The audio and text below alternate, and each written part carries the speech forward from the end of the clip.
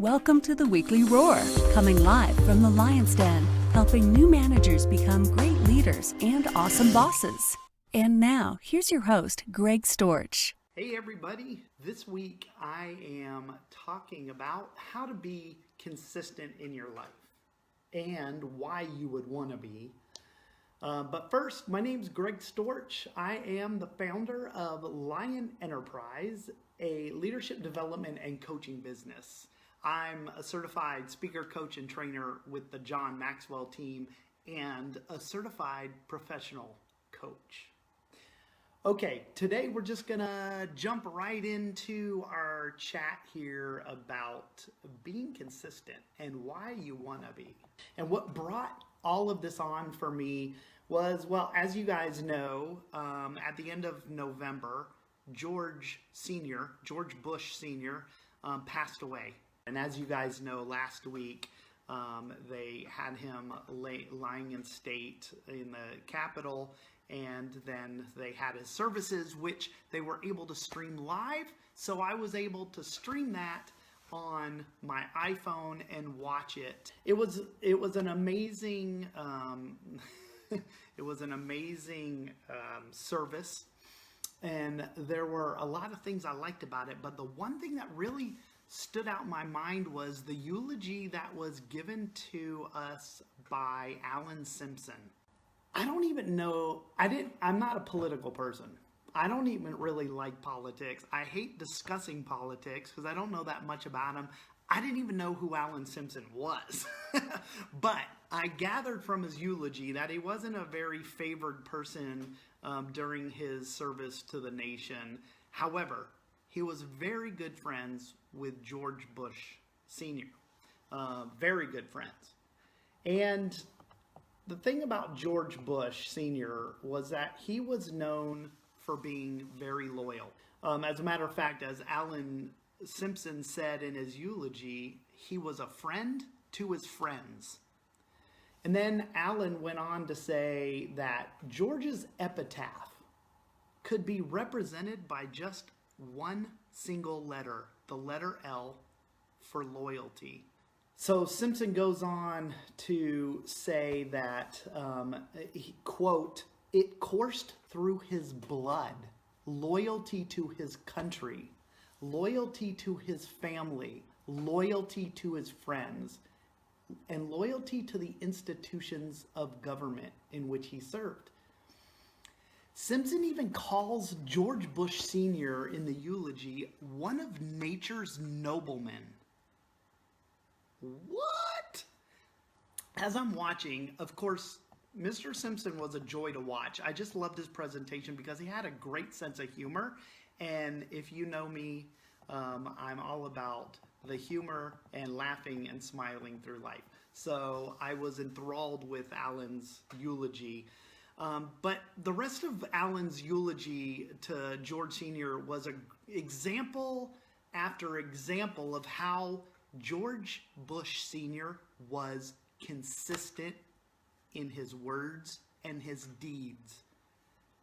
All of the years, from the time he was a young man until he passed away.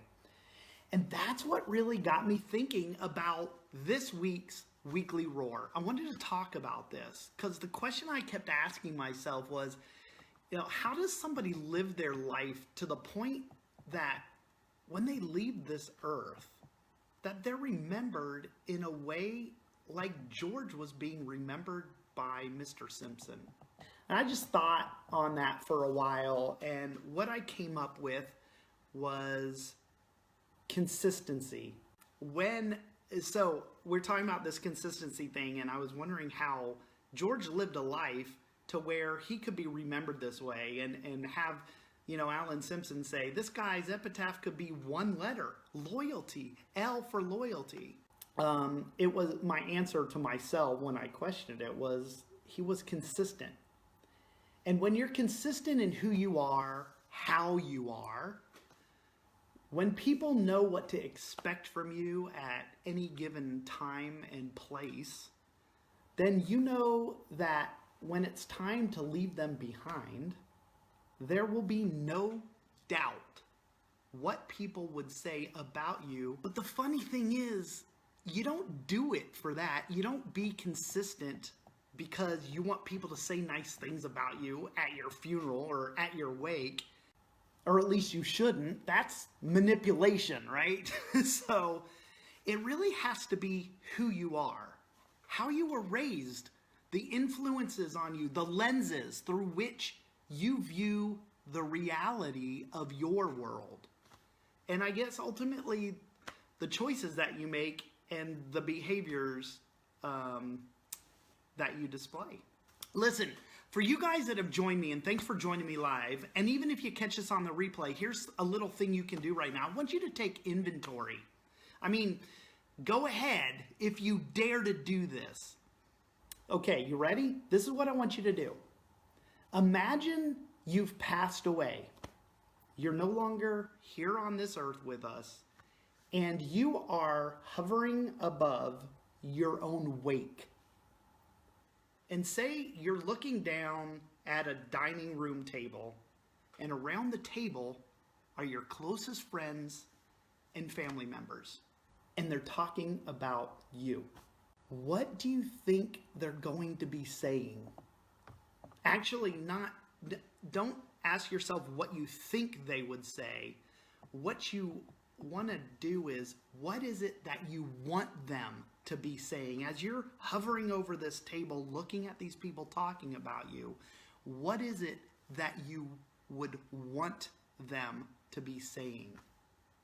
Not what you think they'll say about you.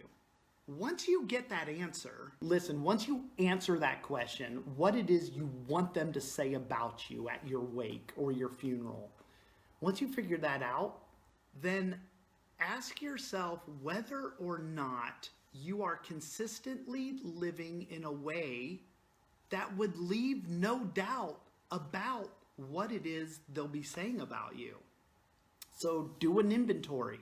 If you want them to say, you know, Greg was always taking care of other people, he was the life of the party, he brought humor to life, and his laughter will be missed, are you living in a way, a consistent way, where you're doing things in word and deed consistently that would have people say those things about you at your wake or your funeral, or when you're no longer with them, or even when you're just not in the room with them? What are people saying about you?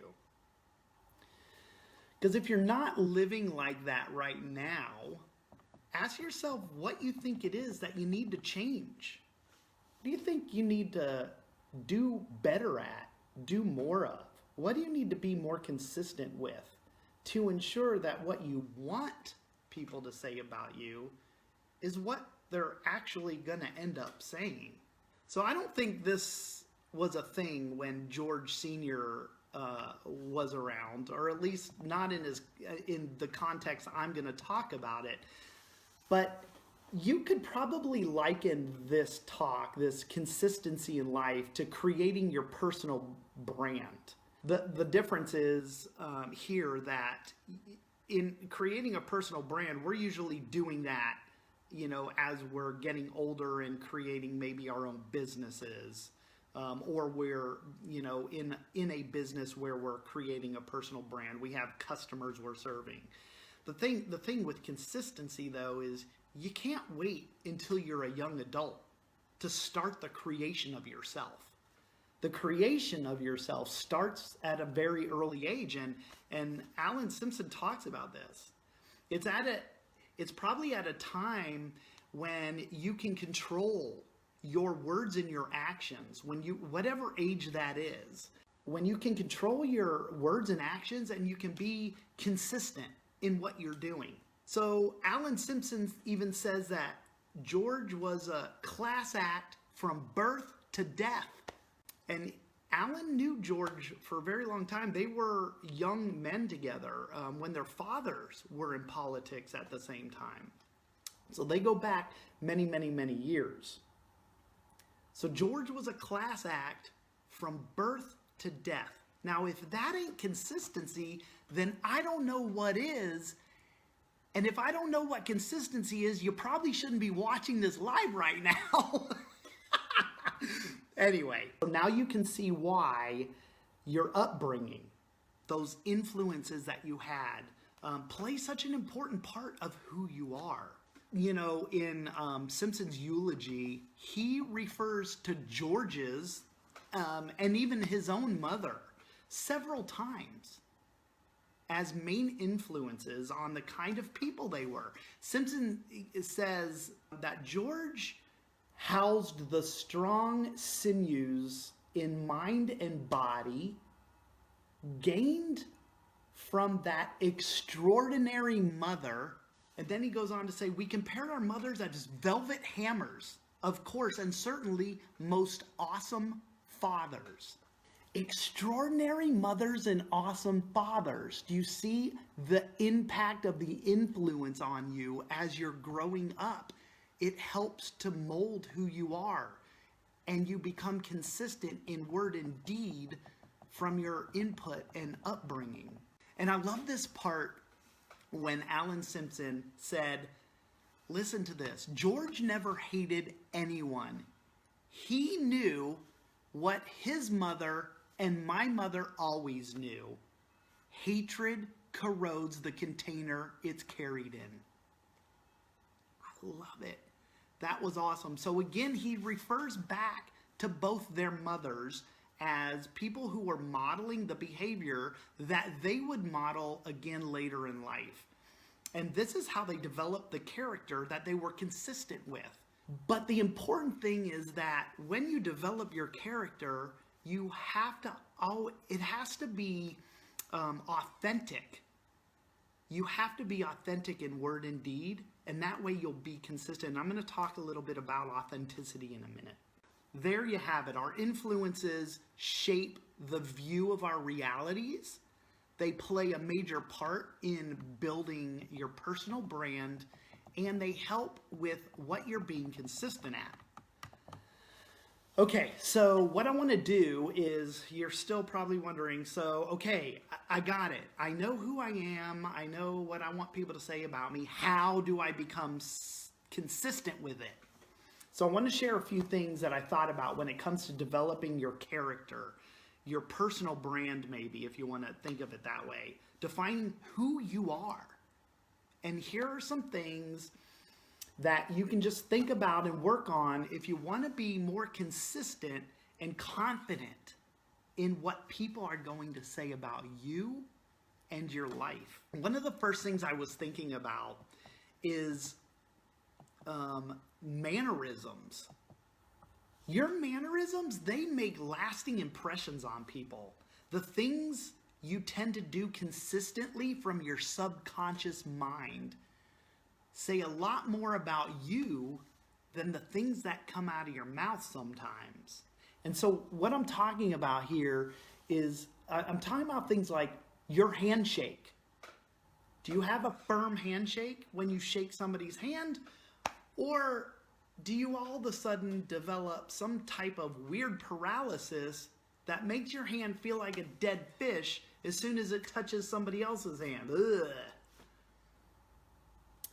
Have you ever shook hands with somebody who didn't have a firm handshake? What kind of impression did that leave with you? I don't know about you, but it always kind of bothered me. I'm like, get in there, man. Give me a shake. So the other thing, you know, this subconscious activity, these mannerisms. What about eye contact? Making eye contact with people when you speak to them and when they speak to you. Those are, your mannerisms say a lot about you. And I've always looked at people in the eye when I'm talking to them, speaking with them, or they're speaking to me. I've always made eye contact. I never look away or look down when I'm talking to people. And I learned that as a young child. You may have had it too. Your parents may, look at me when I'm talking to you, right? Have you ever heard that from your parents? I heard it all the time. So your mannerisms are one thing that you can pay attention to that help you develop your character and the things that you can be consistent with. What about consistent acts of kindness, like just holding the door open for somebody. I know it sounds simple, but all of these little details contribute to the bigger picture of you, who you are.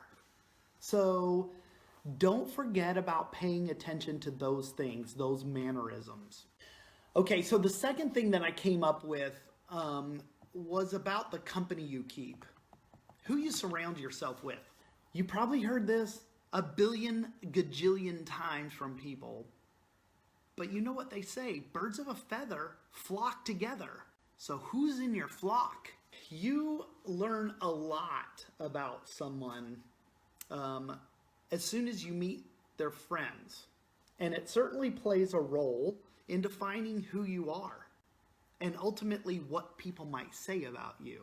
So listen, I know you shouldn't care about what other people think about you or what they say about us. And that's not really the point I'm trying to make here of caring about people's opinions. My point is that we do care about the opinions of those close to us. We all want to be remembered well. We all want to leave some sort of a legacy, something positive behind, right?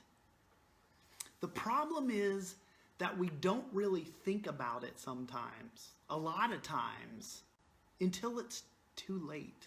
So who we associate with and who we spend our time with says a lot more about us than we probably realize.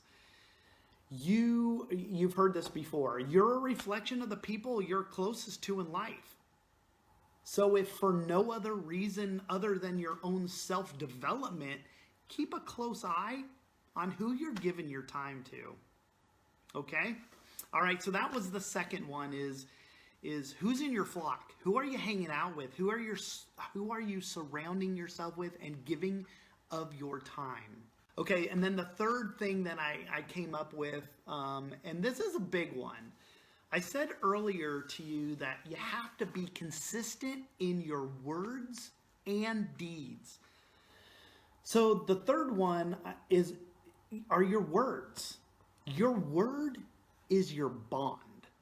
How many times have you heard that? Or said it? My word is my bond. So do what you say you're gonna do and make good on promises that you make to other people.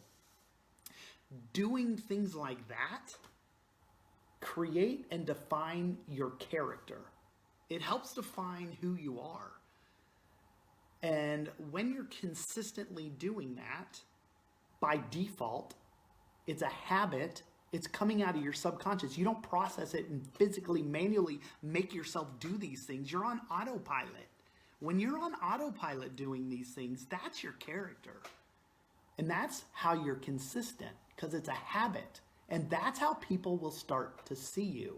But the opposite holds true, right? Break your word, break a promise, and they're also going to talk about you. But I guarantee you they are not going to be saying the things that you want them to be saying when it's time for your wake. When it comes to words, whatever you say, whatever comes out of your mouth, you have to stand behind it. So know what you believe in and why you believe in it. And follow through with what you say to people.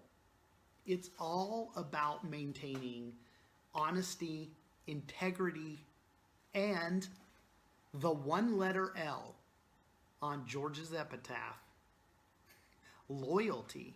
So keep your word no matter what, okay? So that's the third thing, words, your words.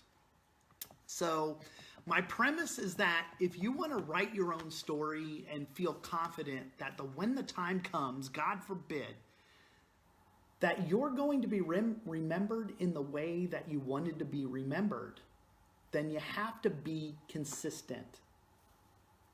And why do you need to be consistent? Because being consistent helps you to define your character. It helps you to define who you are. It lets people know it. They know what they're going to get when you're consistent. Come rain or shine, they know what they're going to get with Greg. They aren't going to guess how you're going to react in one situation or another. That's